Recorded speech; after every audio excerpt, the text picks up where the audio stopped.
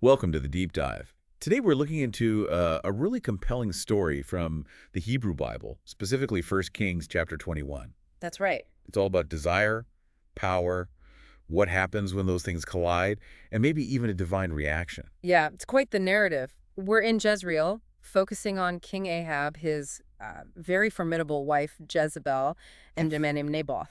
And his vineyard, that's the key piece here, isn't it? Absolutely. This vineyard becomes the center of everything. It's right next to Ahab's palace. Okay, so let's start there. Ahab sees this vineyard, it's convenient, it's right there, and he decides he wants it. He does. But interestingly, not necessarily for more vines. The text says he wants it for a vegetable garden. A vegetable garden. For the king. Seems a bit mundane, right? Given he's the king, he's got all this land, presumably, and he wants this specific plot for vegetables because it's close. So really it's about convenience. He goes to Naboth, the owner, and makes an offer. And the offer itself sounds pretty fair on the surface. He says, look, let me have the vineyard. I'll give you a better one. Or, if you prefer cash, I'll pay you what it's worth. Which sounds reasonable, doesn't it? Yeah. A straightforward property deal. If you're thinking purely in terms of, market value or swapping assets, yeah. But Naboth's response is immediate and very firm. What does he say? He says, the Lord forbid that I should give you the inheritance of my fathers. So it's not just about the land itself. This is our first big insight, maybe. Insight one. Not everything is for sale. Exactly. For Naboth, this isn't just a plot of ground. It's the inheritance of my fathers. In that society, land, especially ancestral land, wasn't just, real estate. It was more tied up with family, identity. Deeply. It represented lineage, continuity, maybe even a sacred trust. There were religious and cultural laws about keeping inherited land within the family line. So Naboth isn't just being difficult. He's standing on principle. A principle rooted in his faith and family history. Precisely. He's basically saying, this isn't something I can sell or trade no matter the price or the alternative. It's fundamental to who he is. So the king, thinking transactionally, hits this wall of, sacred value. Yeah. How does Ahab handle being told no? Not well. Not well at all. The text paints this picture of him going home sullen and angry. Sullen and angry. Yeah, he lies down on his bed, turns his face to the wall, and refuses to eat. He's sulking. The king is sulking like a child because he didn't get a vegetable patch. It's quite a striking image, isn't it? This powerful monarch reduced to petulance. He's completely unable to deal with the refusal. And this passive pouting is where Jezebel comes in, right? Exactly. She finds him like this and basically asks, what's wrong with you? Why aren't you eating? And he tells her about Naboth refusing his offer for the vineyard, specifically mentioning the inheritance part. And Jezebel's reaction is, starkly different. She's almost scornful of his sulking. She says something like, is this how you rule Israel? Get up, eat something, cheer up. Such a contrast. He's passive, she's immediately active. And she doesn't just tell him to cheer up, she makes a promise, a really chilling one. She says, don't worry, I'll get you the vineyard of Naboth the Jezreelite. Wow. So here's insight two. Unchecked desire often finds a ruthless enabler. Ahab just wants sulks and sulks. Jezebel takes charge. How does she plan to do it? Well, her method is quite sophisticated in a dark way. She doesn't just send soldiers. She uses the official channels. How so? She writes letters in Ahab's name, uses his royal seal to authenticate them, and sends them to the elders and nobles in Naboth's own city. So she's using the king's authority, but it's her plan. Entirely. She's leveraging the power of the state, the legitimacy of the king's seal for her own ends. And what do these letters instruct the city leaders to do? This is where it gets really sinister, I imagine. It does. It's a manipulation of, everything. First, she tells them to proclaim a fast. A religious fast. Yes, which sounds pious, right? Like they're dealing with some community issue before God.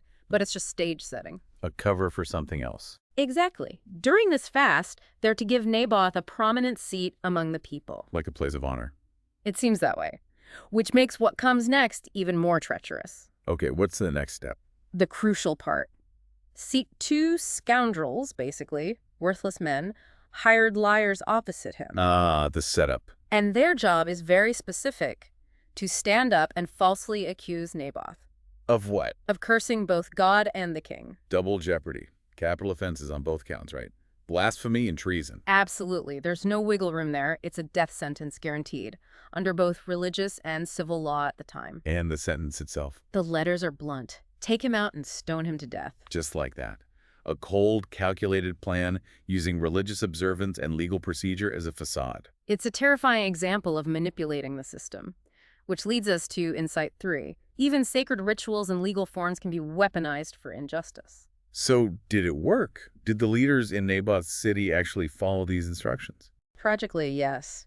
The text says they did exactly as Jezebel commanded in the letters. They held the fast, seated Naboth prominently. And the scoundrels. The two scoundrels testified, just as planned, Naboth has cursed both God and the king. And the people carried out the sentence. They took him outside the city, as was the custom for stoning, and killed him. The text just states it flatly. So they took him outside the city and stoned him to death. Chillingly brief. What about the city leaders, the elders and nobles? Their complicity is disturbing. It really is, and that points to Insight 4. In systems of abuse, complicity is the silent enabler. These weren't just bystanders, they actively carried out an unjust order. Why would they do that? Fear. Corruption? The text doesn't spell it out, but, fear of the queen, maybe wanting to curry favor, perhaps a breakdown of moral courage in the community leadership. Whatever the reason, they facilitated the murder. So, Naboth is dead. Word gets back to Jezebel. A simple message. Naboth has been stoned and is dead. Done. And Jezebel goes to Ahab. Straight away, no mention of how it happened, just the result. She tells him, "Get up and take possession of the vineyard. He's no longer alive, but dead."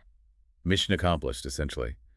What about Ahab? Does he even ask how Naboth suddenly died? There's absolutely no record of him questioning it. The text just says, when Ahab heard that Naboth was dead, he got up and went down to take possession of Naboth's vineyard. He just takes it. Yeah. Immediately. Immediately. No apparent hesitation or concern about the circumstances. It suggests a kind of willful ignorance, maybe, or just that he cared only about getting what he wanted. This focus on the end result, regardless of the means, is maybe Insight 5. Focusing solely on the desired outcome blinds you to the horror of the means. Okay, so it seems like the bad guys won. Ahab got his vineyard through murder and corruption. But the story doesn't end there, does it? Not at all. This is where the narrative pivots dramatically. Yeah. Just as Ahab is taking possession, the focus shifts. How so? Then the word of the Lord came to Elijah the Tishbite. Elijah the prophet.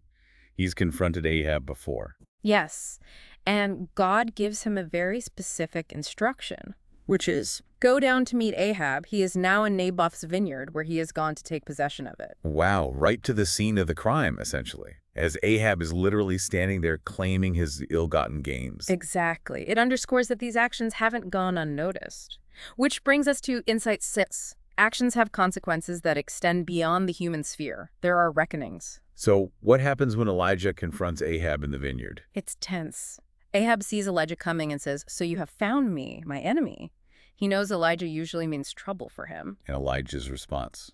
Powerful. "I have found you," he says, "because you have sold yourself to do evil in the eyes of the Lord." He gets right to the heart of it. And the text later adds that Jezebel urged him on, right? Yeah, that context is provided, highlighting her influence but not absolving Ahab.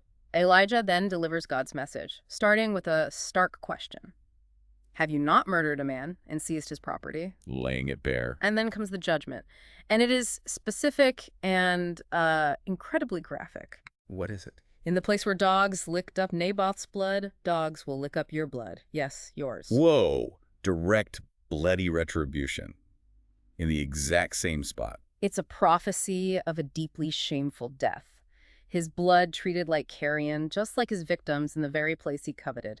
It's justice, but visceral and humiliating. Is that the full extent of the judgment? Just on Ahab personally? No, it expands. God says through Elijah, "I'm going to bring disaster on you." And this disaster extends to his entire family line. His descendants. Yes. "I will consume your descendants and cut off from Ahab every last male in Israel, slave or free." It means the complete end of his dynasty. His house will be wiped out. Like other dynasties before him that were judged? Exactly. The text compares his fate to the houses of Jeroboam and Baasha, signaling total destruction. And the reason given is twofold. Because you have provoked me to anger and have caused Israel to sin.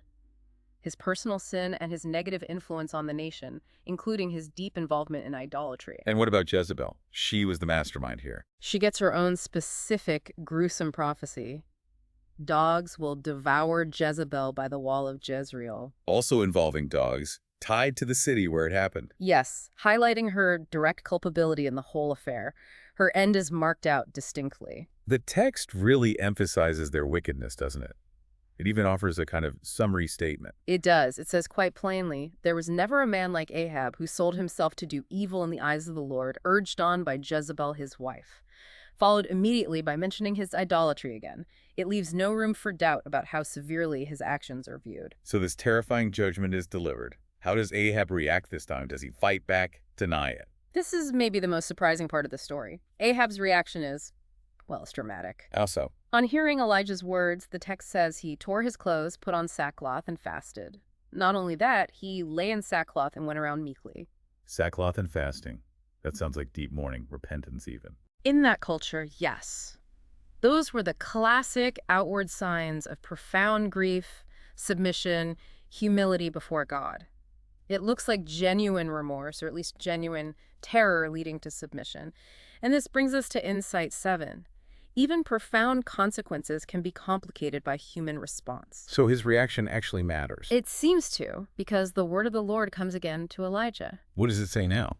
God specifically points out Ahab's behavior. Have you noticed how Ahab has humbled himself before me? God noticed the sackcloth and meekness. Yes. And because of this demonstrated humility, God modifies the timing of the judgment for Ahab personally. How is it modified? God tells Elijah, because he has humbled himself, I will not bring this disaster in his day, but I will bring it on his house in the days of his son. So the ultimate destruction of his dynasty is still coming. Yes, that part is unavoidable. But Ahab himself won't live to see the full disaster unleashed. It's deferred. Exactly. The personal, immediate horror prophesied for him, like the dogs licking his blood in the vineyard, seems to be postponed, or at least the wider disaster upon his house is pushed to the next generation.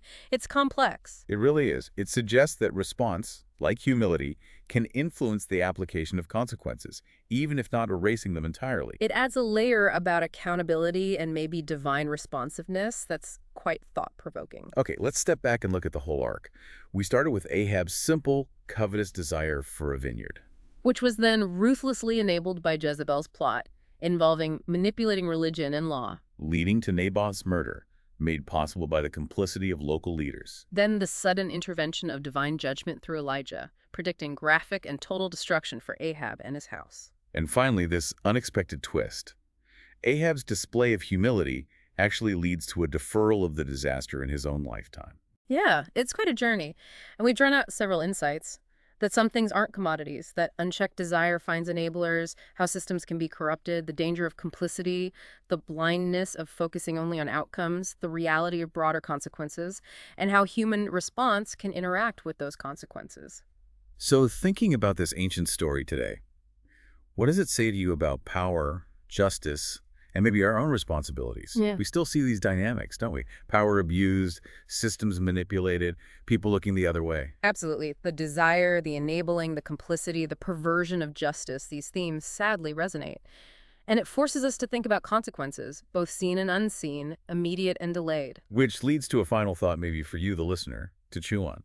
Considering the terrible things Ahab and Jezebel did, and then Ahab's seemingly real, if perhaps fear-driven, humility. Mm.